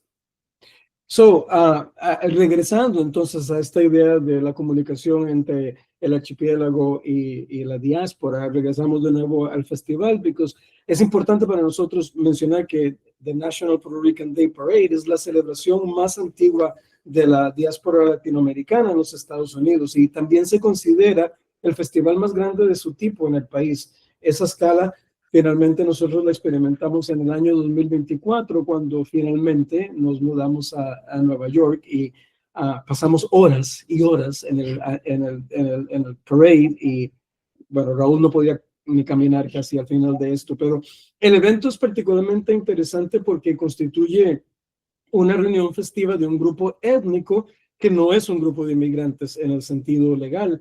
Esto lo pone en contraste con otros desfiles étnicos en los Estados Unidos y otras partes del mundo que son celebrados por miembros de comunidades que pertenecen a etnias inmigrantes y que a menudo vienen de una nación específica como por ejemplo, cuando es el aniversario de la independencia de México y existen desfiles celebrando eso en varias ciudades de los Estados Unidos. Ya moví las sí. Eso es, de nuevo, la parada nos ofrece un excelente lugar para la exploración de la complejidad de la identidad puertorriqueña. Y como dijimos, el desfile, o la parada, de nuevo, muestra cómo se comparte una forma de identidad nacional entre los del archipiélago puertorriqueño y los de la diáspora, pero también está claro que el desfile como tal resalta las diferencias entre los dos grupos. En ese sentido, nos parece claro que los puertorriqueños no pueden mirar al Estado Nacional para proporcionar una unidad imaginaria, porque su identidad está fuertemente definida por personas que viven en todo el mundo, particularmente en los Estados Unidos. Y como ya hemos hablado, la diáspora puertorriqueña mantiene fuertes lazos con su cultura mientras enfrentan ese racismo y la discriminación como ciudadanos de color en los Estados Unidos. Esto ha fomentado, desde nuestro punto de vista, la eficacia de la vestimenta como herramienta política. Sandra Ruiz, en su libro Rickerness, observa que el cuerpo puertorriqueño ha sido uno que ha soportado el colonialismo durante siglos. Entonces nos preguntamos nosotros cómo se preocupan los cuerpos que soportan continuamente el colonialismo, cómo se visten, ya sea día a día en su forma regular o por una ocasión especial o para seguir las tendencias mundiales de la moda. De nuevo, otra oportunidad de traer conversaciones sobre el consumerismo y la modernidad. La diáspora puertorriqueña ofrece un claro ejemplo de la práctica de la decolonialidad como una experiencia vivida por aquellos involucrados en la lucha de la sobrevivencia como sujetos colonizados y racializados que buscan formas de moda y vestimenta, entre otras prácticas, para mantener viva su cultura. Creemos que la celebración de todo el espectro de la identidad nacional puertorriqueña que se exhibe en el National Puerto Rican Day Parade no es simplemente una celebración, sino un esfuerzo por afirmar una presencia puertorriqueña justo en el centro del universo capitalista y colonizador de los Estados Unidos, que es Manhattan, vestidos con una variedad de elementos puertorriqueños. La diáspora y los que se unen desde el archipiélago hacen más que visible su existencia frente a los ojos de aquellos que se disgustan por la celebración de la cultura no blanca en los Estados Unidos. Y esta es la decolonialidad como experiencia vivida, manifestada en la forma en que nos vestimos. Para nosotros estas representaciones de la nación también tienen un gran peso emocional para las personas, particularmente para la diáspora. Sin embargo, es una gran expectativa, como dijo Antonio, que discutimos hacia el final del libro, que un elemento específico de la vestimenta, cualquier disfraz utilizado o un diseño de moda abarque y pueda representar a toda una nación. Y como Antonio dice, hemos escrito un capítulo en este libro sobre cómo todos estos elementos aparecen en los trajes nacionales que usan las concursantes puertorriqueñas de Miss Universo, que se esfuerzan, a menudo creando controversia, por presentar a la nación como si pudiera ser representada por un atuendo único en el cuerpo de una mujer. Nosotros insistimos que uno de estos trajes por sí mismo solo no puede representar a todo Puerto Rico, pero que si se estudian y se ven todos los trajes de Miss Universe, todos los trajes de fantasía, quizá entonces tenemos una visión un poco más clara y coherente de lo que puede ser Puerto Rico.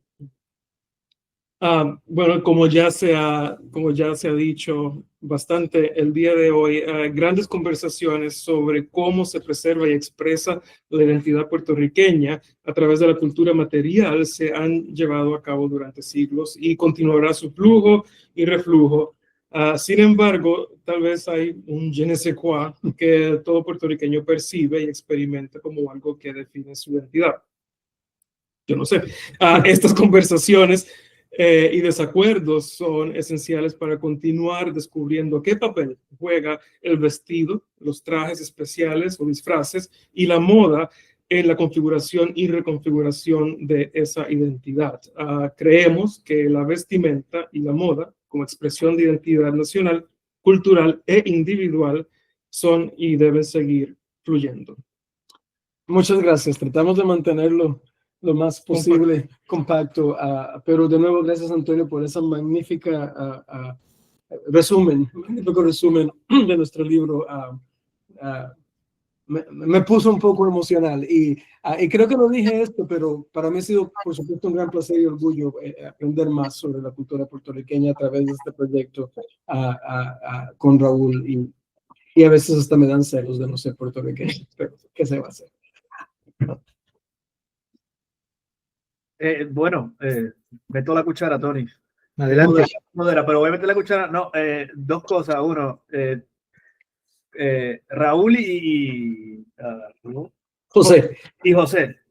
Ser costarricense y ser puertorriqueño es como casi lo mismo, porque no sé por qué los extranjeros siempre escuchan Puerto Rico y automáticamente su cerebro lo convierte en Costa Rica, ¿no? Sí, así que, pero yo digo en Puerto Rico y me preguntan sobre los volcanes. Sí, claro. No, sí, Costa Rica, claro, sí. No, Puerto Rico, no, sí, Costa Rica. Sí, siempre. Al principio lo corregimos, pero ya no, ya los dejamos. Sí, no, ya, sí, dalo por loco, igual, ya no pasa nada. Así que, José, estamos bien con ser costarricense y puertorriqueño. No pasa nada, que es lo mismo. En el oído de todo el mundo es lo mismo.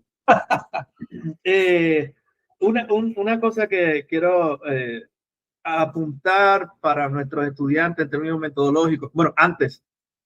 Raúl decía que la emoción de tener a Esmeralda Santiago en aquel momento en la presentación, imagínate, ¿no? Sí. Lo que no dijo es que le autografió el libro, claro. Estaba emocionado. Un pelagato de tu arriba.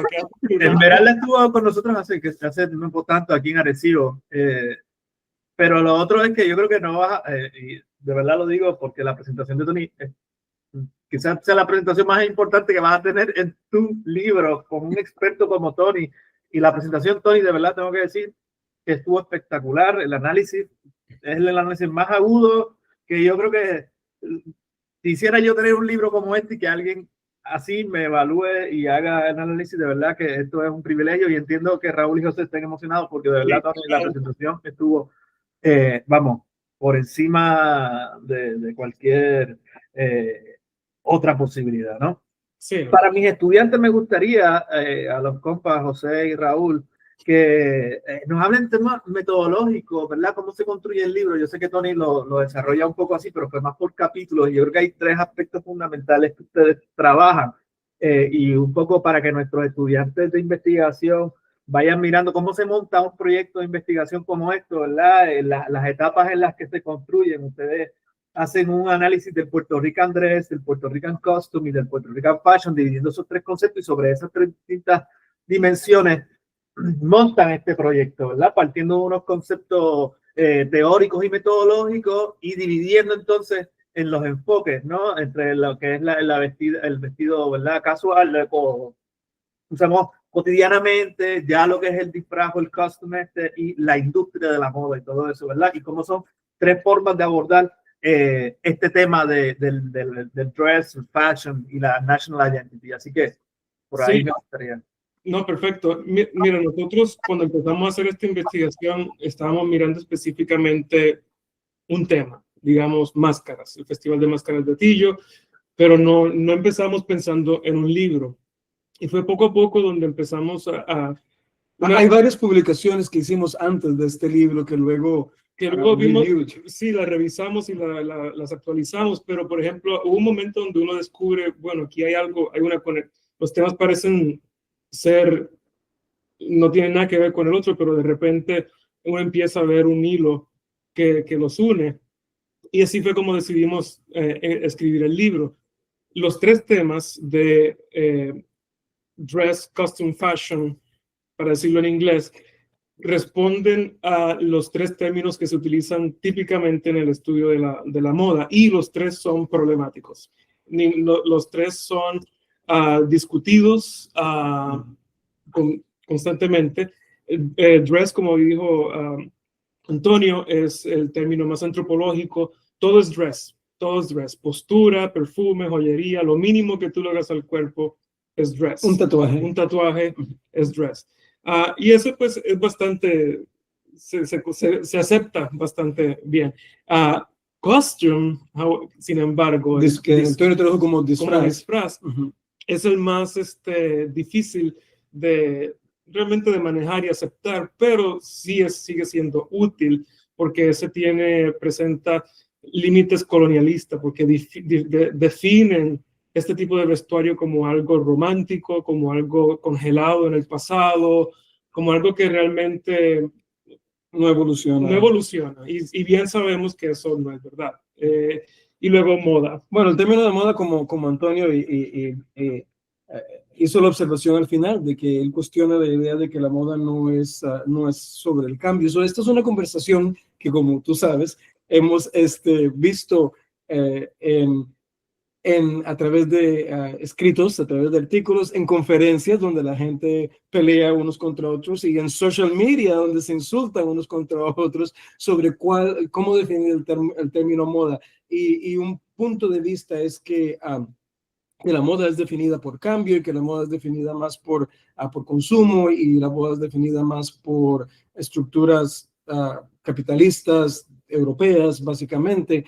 Y otro punto de vista es que la moda siempre ha existido, que la moda puede existir fuera de un proceso capitalista, y que la moda puede existir, que la moda existió mucho antes que el capitalismo, que la moda existió en otras sociedades antes, incluyendo sociedades indígenas y por sí, lo cual nosotros nos interesa, pero también cuestionamos a menudo el hecho de que no tampoco vemos la necesidad de constantemente vincular a lo que las personas hacen por deseo de adornarse a ellos mismos con el proceso capitalista y explotativo. Esa es una palabra, explotativo.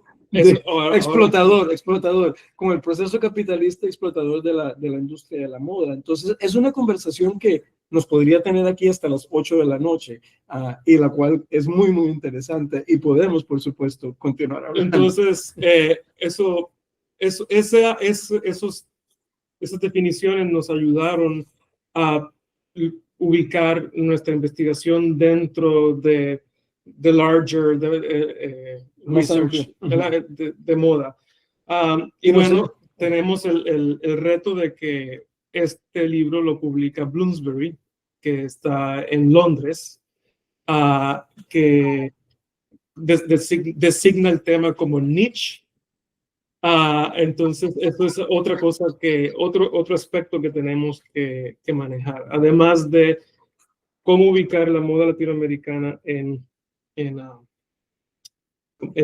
el aspecto amplio del estudio. Obviamente podemos continuar hablando de esto por mucho rato. Pero... Y por ahí siguiendo tengo muchas cosas que comentar, pero después que termino esta, vamos a la vuelta y yo vuelvo. Pero una última cosa que quiero en este momento comentar es ahora volver a resurgir de la moda que se ha despertado con la residencia de Bad Bunny, porque obviamente ese es el fenómeno, ¿no? Entonces, qué bueno que publican el libro aquí, ¿no? El que sale ahora, porque coincide, y como estamos en la máquina capitalista, tiene sus designios y hace posible que se encuentren estas posibilidades, ¿no? Para divulgar, aprovechar, bueno, aquí está. La mano invisible. ¿Cómo? Mano invisible. Bueno, me parece interesante una cosa que como que empiezo a notar, ¿no?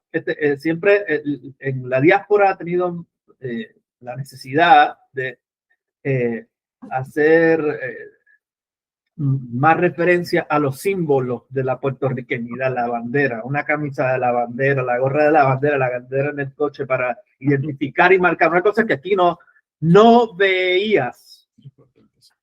Y esa es la palabra, no veías tanto, pero ahora yo creo que se está dando un fenómeno curioso donde es a nivel local, y esto a lo mejor es una especulación fatal y usted me diga, no creo que Gabo, pero a nivel local se está mirando el fashion dress costume de la diáspora para encontrar nuestra identidad. ¿Me entiendes? Frente a esa cosa que llaman la invasión de los que nos quieren robar nuestras playas, de los que quieren quedarse con los hoteles y toda esa cuestión. Entonces, es en la moda de la diáspora que sí tiene vivo toda la pava, el machete, los gallos de pelea y tal, que empiezan a decir, espérate, esto es lo nuestro, y ahora con la residencia de Bad Bunny, todo el mundo iba con un dress code. El otro día estaba en la clase hablando sobre eso y los estudiantes empezaron a explicar, no, profe, porque aquí en los conciertos hay un código de vestimenta, ¿no? Que uno tiene que ir y dependiendo del tema del concierto, uno se pone una ropa, ¿cachai? Y depende de dónde estás en el área, no. Y hay toda una pasarela antes de, o sea, no formal, informal, de exhibirte en tu show de la vestimenta para el concierto. Y los conciertos no solamente ese, ¿no?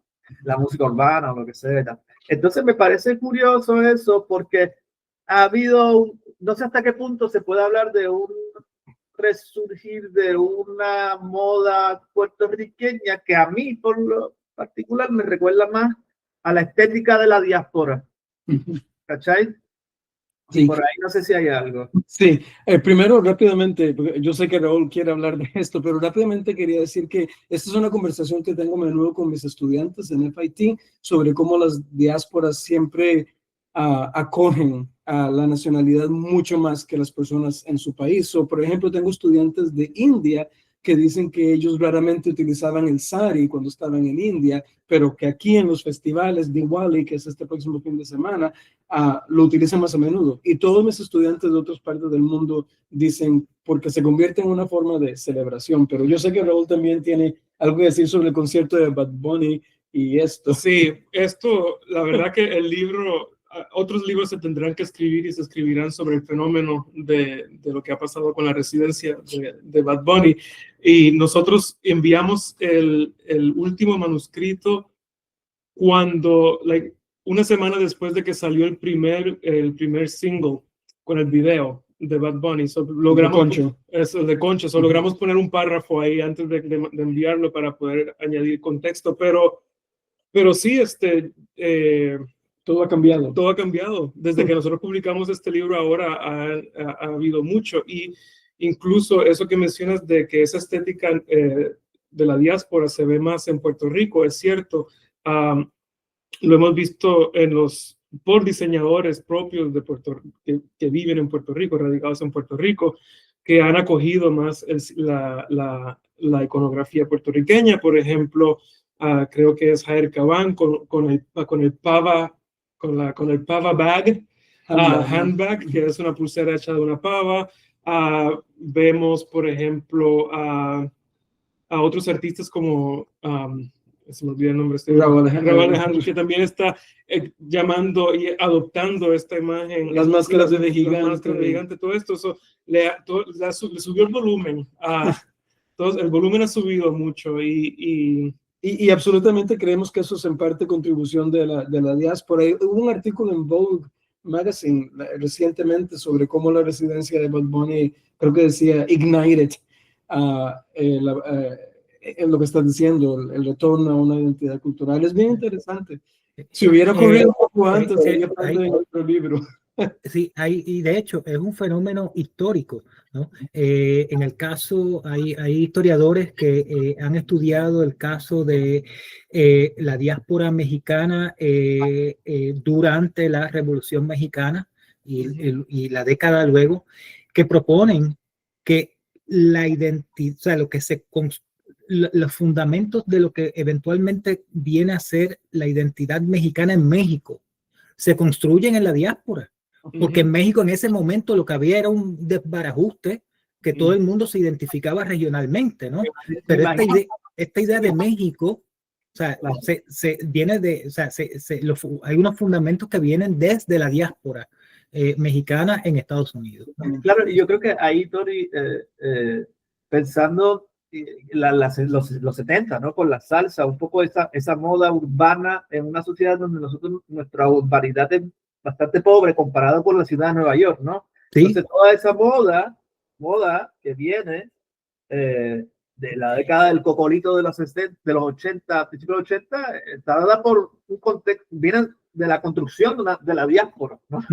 Sí. Y eso me parece interesante. Quizás en México todavía es más potente por la regionalidad. En Puerto Rico no es tan regional, claro, pero definitivamente a veces pensamos que la isla es la fuente donde emana la imaginación, la esencia del código, pero al final de cuentas es en la nostalgia, en la memoria, en la imaginación de la diáspora que está tratando de...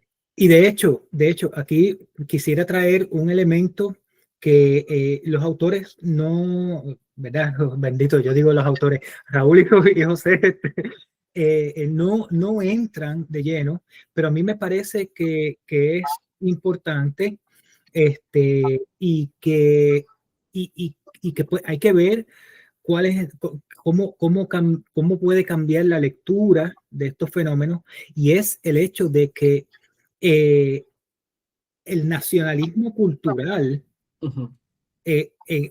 a mitad del siglo XX es promovido desde el Estado popular, ¿no? Entonces, es el Estado popular a través de la división de migración la que logra separar el nacionalismo político del nacionalismo cultural en la diáspora. Entonces, o sea, el Estado en Puerto Rico, el Estado muñozista, logra una cosa increíble, o sea, separar el nacionalismo cultural del nacionalismo político, ¿no? Entonces, tomando eso en cuenta, o sea, ¿verdad? Y esto es una pregunta así para futuras investigaciones, ¿no? O sea, ¿cómo entonces eso podría tal vez cambiar nuestra lectura de estos fenómenos? O sea, porque asumimos que este nacionalismo cultural que trata de construir una identidad cultural nacional, bueno, pues viene como que de los grassroots, pero realmente es promovido por el Estado, ¿no? Entonces, o por ese Estado en ese momento, ¿no? Esto es Así que nada, eso. Fijo, otro tema increíble, hablar de la fusión del Instituto de Cultura Puertorriqueña dentro de todo esto. Para mí es algo que queda ahí pendiente. Sí, y bueno, Arlene Dávila, que enseña aquí en el NYU, ha hablado un poco sobre eso, sobre el Estado, sobre la manera en que el Instituto de Cultura Puertorriqueño establece, en cierta manera, lo que ella llama sponsor identities. Sponsor identities, ya, que luego se toman como naturales y exacto, todo orgánico. Lo cual incluye el traje que ha sido definido por ley como el traje nacional, de lo cual también hablamos brevemente en el libro. Sí. Que existe legalmente un traje que identifica a Puerto Rico, que creemos es el único país donde eso existe. Sí, no sabemos, pero creemos. Una cosa que me gustaría, qué sé yo, uno sigue como la mayoría, este país pues se siguen los certámenes de belleza porque sí o no, Pito, se siguen los certámenes de belleza, hay que sentarse a verlo, es parte de nuestra cultura patria ver los certámenes de belleza. Pero, ¿cómo te digo? Los vestidos estos folclóricos, a mí me parece siempre interesante como la estética del carnaval Río de Janeiro acaparó todo lo que es el vestido típico, y eso a mí siempre me resulta bastante chocante. No obstante, me gustó mucho la observación que ustedes hacen con los vestidos que se presentan, que hay que ver el conjunto, ¿verdad? De todo para mirar un proyecto, y además como eso sirve de plataforma quizás para dejar de mirar hacia atrás y no para adelante, no el traje típico, no que dicen lo que somos, sino lo que queremos ser. Eso me gustaría ver eso en el traje típico, ¿verdad? Lo que quiero ser, no lo que soy o lo que fui. ¿Cachai? Sí, y han habido momentos como ese, me parece a mí, en el certamen. Por ejemplo, uno en el que evidentemente es el que está inspirado en boxeo, que me pareció que realmente estaba respondiendo a un momento en la historia y a un deporte que realmente es bastante popular en Puerto Rico. Entonces, no sé, ese me gustó como... Voy a decir una cosa, no es que me haya encantado, pero sí me parece, por ejemplo, el de Walter Mercado, es un traje importantísimo, porque primero es un referente latinoamericano, ¿verdad? Después hispano, porque en Estados Unidos se convirtió en un fenómeno importante en Univisión y todo este tema de la cultura hispana. Y que presentaba una idea de un homenaje a una figura que une a Puerto Rico con la diáspora, con la comunidad hispana en Estados Unidos o con los latinoamericanos. Pero ha habido trajes como estos donde se combina la cultura puertorriqueña con la estadounidense, banderas, símbolos estadounidenses, pensando en lo que queremos ser, porque si los puertorriqueños, si hacen un plebiscito, más del 50% vota a favor de la estadidad. Sin embargo, nunca en su proyección estética hay una especie de conexión entre esa aspiración política frente a la realidad cultural identitaria. Nosotros hicimos una lista de los trajes típicos y no, en ningún momento recuerdo haber visto ejemplo alguno de esto. Me parece que más bien adoptan este momento como una oportunidad de presentarse como nación separada de Estados Unidos. ¿Quién toma esa decisión? No sé si es la organización de Miss Universe, no sé si es el diseñador, ¿no? Los promotores, no sabemos. Inconsciente, pero hasta donde hemos visto viene de Puerto Rico. Nuestra lista es del 2000 al 2025. Revisamos los últimos 25, 2024. Wow. Que es cuando más ha crecido el movimiento anexionista en Puerto Rico. Sí. Mira qué interesante. Sí, pero sí, son distintivamente puertorriqueños en eso. Nunca he visto ninguna se vestido de vaquera, hasta donde yo sé. O con una bandera estadounidense y... No. Pues al público por aquí. José. Nada, yo quería hacer un par de comentarios sencillos. En primer lugar, coincido con lo que planteó Gabo. La presentación de Tony estuvo extraordinaria. Incluso aprovecho para comentarles tanto a Raúl como a José y a ti que vamos a estar preparando la revista El Amauta para el próximo número, que sería para enero. Así que me parece que esa reseña, que es más que una reseña, es un ensayo que has hecho ahí.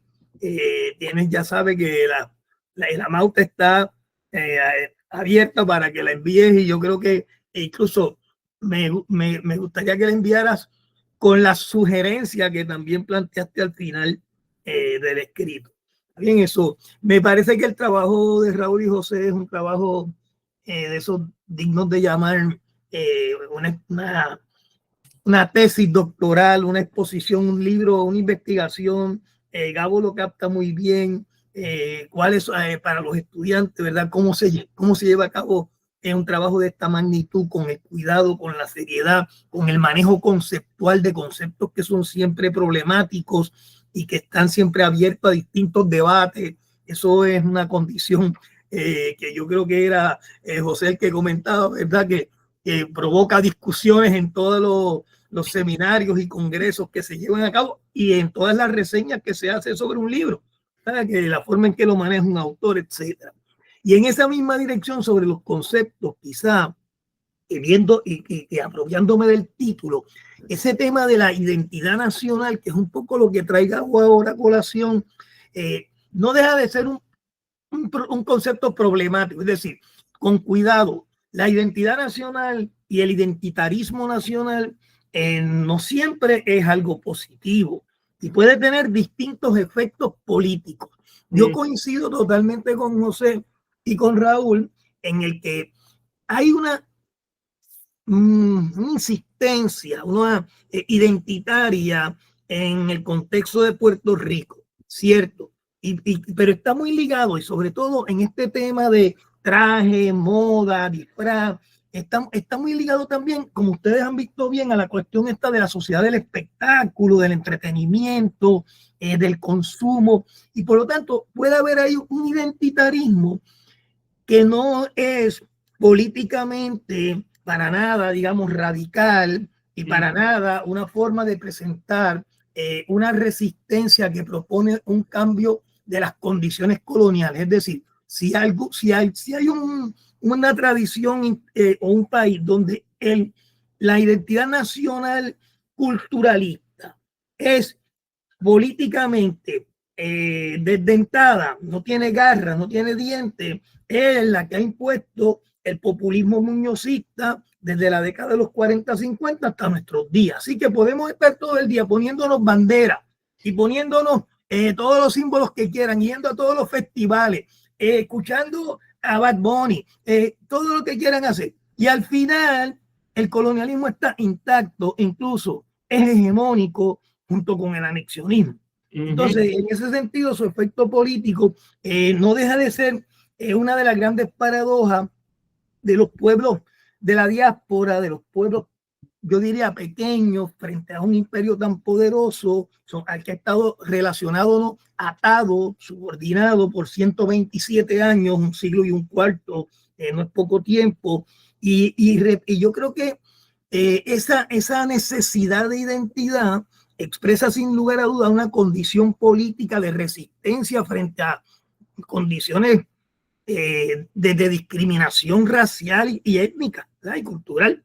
Pero por otro lado, tendríamos que decir que siempre hay un gran orgullo cuando juega nuestro equipo de baloncesto, cuando nuestras reinas de belleza ganan, empezamos a gritar porque nos creemos que somos todos nosotros y lo somos en parte, pero también políticamente, cuando vemos los procesos electorales de los últimos 35 años, 45 años, la tendencia predominante política es esa que propone que Puerto Rico se pierda finalmente, diluyéndose en el crisol estadounidense de grupos y de inmigrantes, ¿verdad? Entonces a mí eso no le quita nada a una investigación como la que Raúl y José han hecho, y sobre todo porque identifican, y me parece que con muy buen ojo, que sí que hay una insistencia identitaria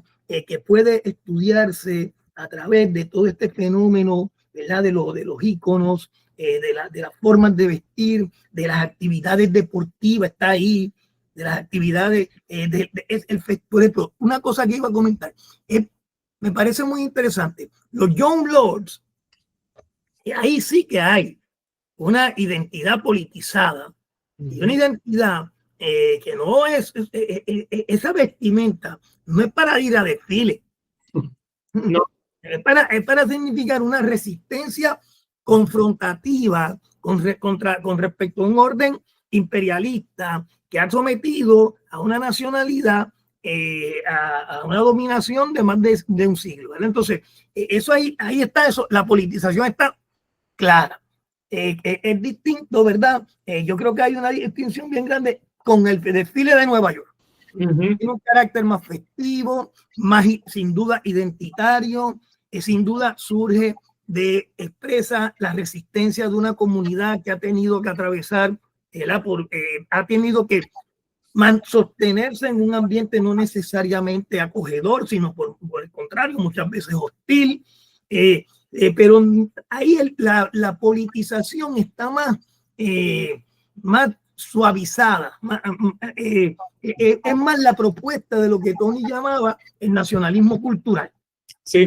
Hay una cuestión étnico-cultural, mientras que en los Young Lords hay abiertamente una crítica política radical a las condiciones. Entonces, eso pasa un poco como estábamos hablando de los conceptos. El concepto de identidad nacional es un concepto que sirve para hablar de resistencia, pero también puede servir para hablar de narcisismos, y el mejor narcisismo es ese identitarismo supremacista blanco que campea por su respeto en el Estados Unidos de la década del siglo XXI. Entonces, en ese sentido, hay también un identitarismo furioso, todo lo extranjero, los inmigrantes son malos, la raza no blanca es siempre problemática y siempre lo que hace es deteriorar el alma de ese pueblo blanco cristiano que son los estadounidenses. Entonces, yo creo que está bien, eso siempre va a quedar abierto a la discusión, pero el trabajo de ustedes es excelente. Excelente, me parece que es una aportación sin duda historiográfica y es un trabajo que va a ser leído en un futuro, y la presentación de Tony ni la cuento, ¿verdad? Ya tú sabes que estamos listos, igual que para que Raúl y José, que si tienen algún trabajo, algo que estén escribiendo, que lo quieran presentar en la revista, bienvenidos. La Mauta también está, las puertas abiertas para usted. Gracias. Y bueno, sí, a mí Gracias, sí, esto pues expande las conversaciones posibles de nuestro libro. Les agradecemos muchísimo. Esta es una gran oportunidad de conversar con ustedes. No sé si voy a poder leer todas las notas que he tomado, porque he estado escribiendo bien rápido, pero tengo una gran cantidad tenemos una gran cantidad de notas acá. Muchísimas gracias. A mí me parece muy interesante el identitarismo que mencionaba José, ¿no? Como para nosotros es resistencia, pero cuando lo hacen los blancos nacionalistas se convierte en opresivo y, ¿no? Es como cuando hablamos del Día del Hombre. Pedir un Día del Hombre es un poquito, tú sabes, fuerte, ¿no? Y es lo mismo que el Día Blanco y de la cultura blanca en Estados Unidos nos sonaría, vamos, fascistoide bastante. Pero sin embargo no nos molesta el identitarismo nuestro y de resistencia. Y pues, dentro de eso hay que tener en cuenta también que, bueno, que nuestro identitarismo a veces cae en esa represión, en ese prejuicio, ¿no? Totalmente, sí. Es que yo creo que ese es el peligro de los identitarios. Claro, y en el momento en que aparecen y cómo aparecen, yo creo que ahí es donde yo veo una situación bien complicada y un paréntesis para volver al tema de la moda, que no está muy lejos de toda la del discurso identitario. Bad Bunny y todo el fenómeno de la residencia no está lejos del fenómeno identitario que domina el discurso político, ¿me entiendes?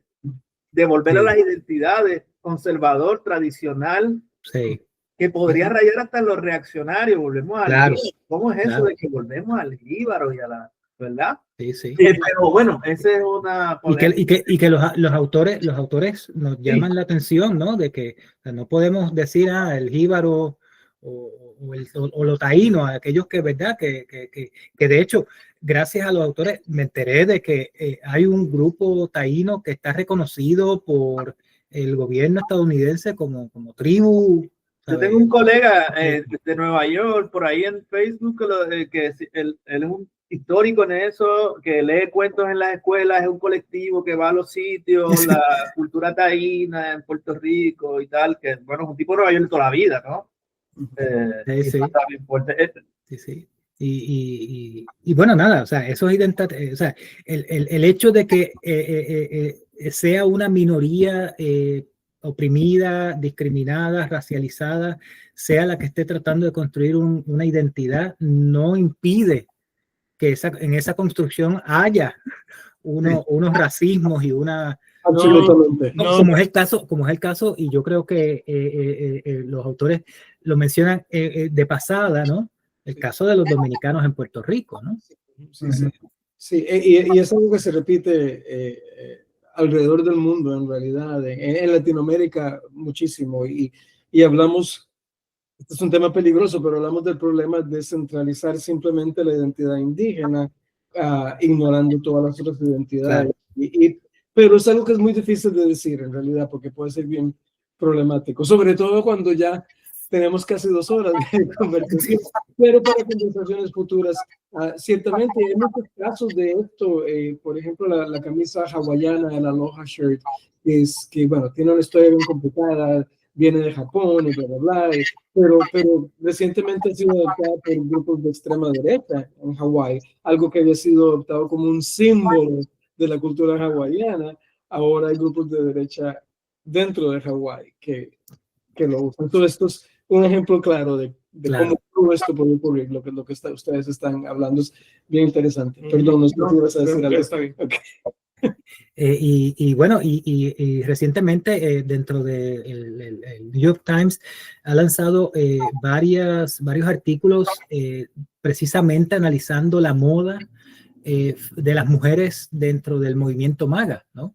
Yes. Cómo ha habido un renacer de ciertos tipos de trajes, de ciertos tipos de peinados, ¿no?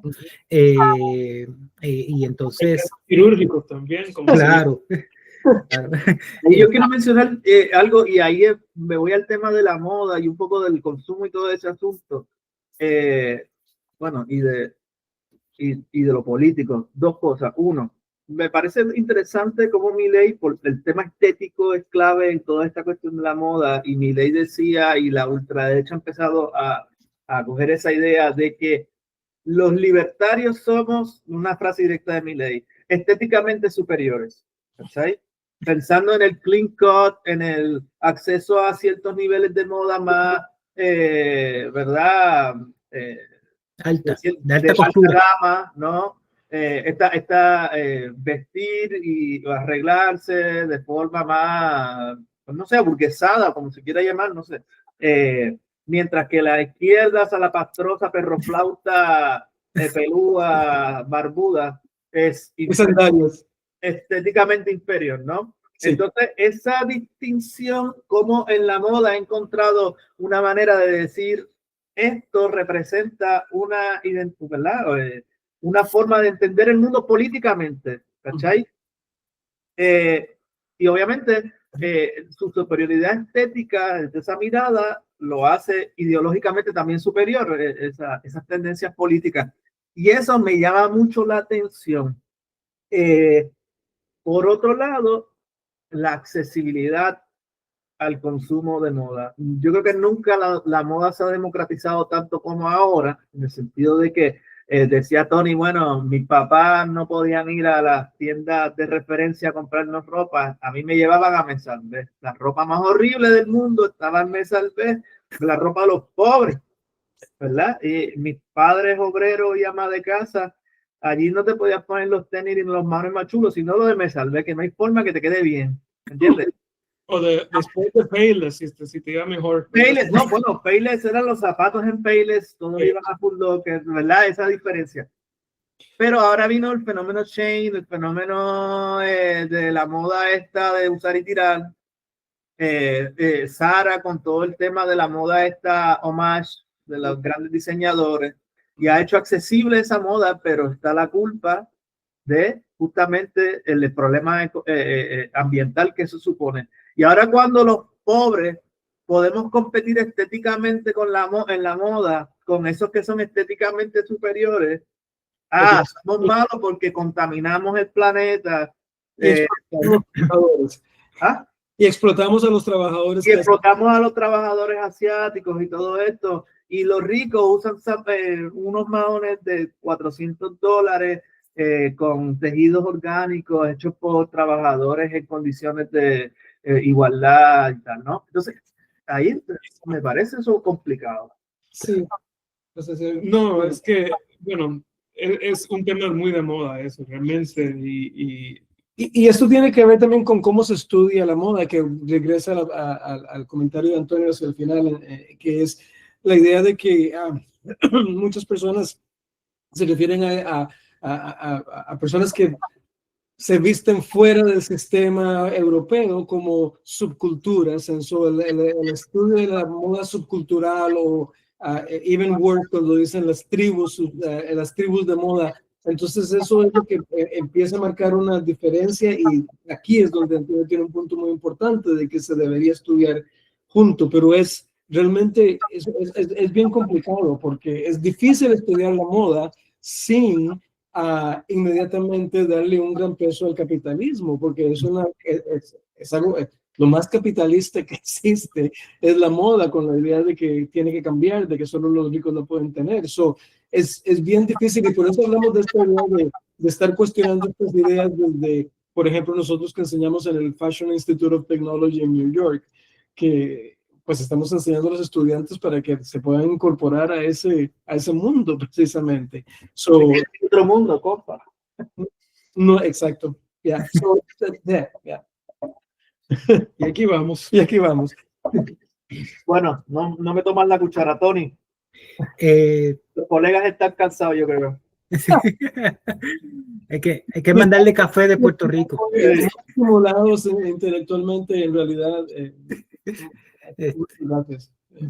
No, me alegro. Yo creo que la conversación ha sido excelente. Me ha gustado mucho. Yo, pues, como dice José, aquí hay tela para cortar. Y hay mucho que decir pues sobre pues eso que Gabo decía ahora, ¿no? De la democratización de la moda, pero mira, esa democratización solo se expandió con esos fenómenos que tú mencionas, Claro. pero esto viene con TJ Maxx, con Walmart, ¿no? Donde, pues, la gente, y bueno, y ahora, curiosamente, en Estados Unidos, el fenómeno del second hand se está poniendo de moda. No, y por lo tanto se ha encarecido el second hand, o sea, la ropa. Sí. O sea, yo soy un tipo, yo toda mi niñez fui a Aesthetic porque la ropa de MSLB es horrorosa. Ahora eso es estar de moda y se ha vuelto caro. Entonces, por otro lado, el second hand, que toda la vida, mi mamá es fanática del thrift store en Estados Unidos, o sea, eso es tu pasión, y han aumentado los precios. Sí. Y en Europa no puedes comprar ropa de segunda mano. En Europa es carísima la ropa de segunda mano. También el otro día fuimos a buscar ropa de segunda en una de estas tiendas y La camiseta costaba $400. $400. Había un poliéster, una chaqueta de mecánico de poliéster. Eran como $300. Entonces, como que, ok, Sí. no, yo no sé cómo Es obsceno. utilizar eso. No sé cómo. Bueno, como diría Marx, la democratización de la moda chorrea lodo y sangre por todas sus poros, ¿no? Claro. Porque es un hecho de que todas estas marcas en China y la explotación y todo ese tema, pero pues...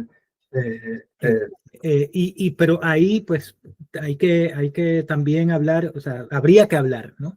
De los movimientos de fair trade, ¿no? Los movimientos que están tratando de alguna forma aliviar esas condiciones, claro, dentro del sistema, ¿no? Pero bueno. Y también hay muchos problemas agregados de que a veces algunas de las personas que están haciendo eso terminan haciéndose ricos a pesar de que están supuestamente en un fair trade. Claro, claro. Así como vemos las complicaciones. Mientras más busquemos respuesta, más se complica y menos claro. Claro. Así que nada, a mí me parece que de nuevo la discusión ha sido excelente, productiva, instiga a pensar, así que eso, ¿no? Y de nuevo yo les agradezco 1.000.000 a José y a Raúl, o sea, que de nuevo aceptaran mi invitación cuando apenas nos habíamos saludado por primera vez, ¿no? Así que... Imagínate, y que Tony encuentre un libro como este, ¿verdad? Donde puede explayarse, hablar de lo que le gusta, de lo que hizo su tesis doctoral, de verdad que yo sé lo que debe sentirse. Una gran oportunidad, gracias. Muchas gracias. Esperamos ver publicado tu resumen análisis del libro, porque es excelente. Muchas gracias a todos, realmente estamos a sus órdenes para cualquier cosa. Bueno, chicos, muchas gracias, Tony. Cierra ahí para que... Chao. Gracias a todos. Saludos, gracias por estar con nosotros, gracias a los estudiantes. Buen fin de semana.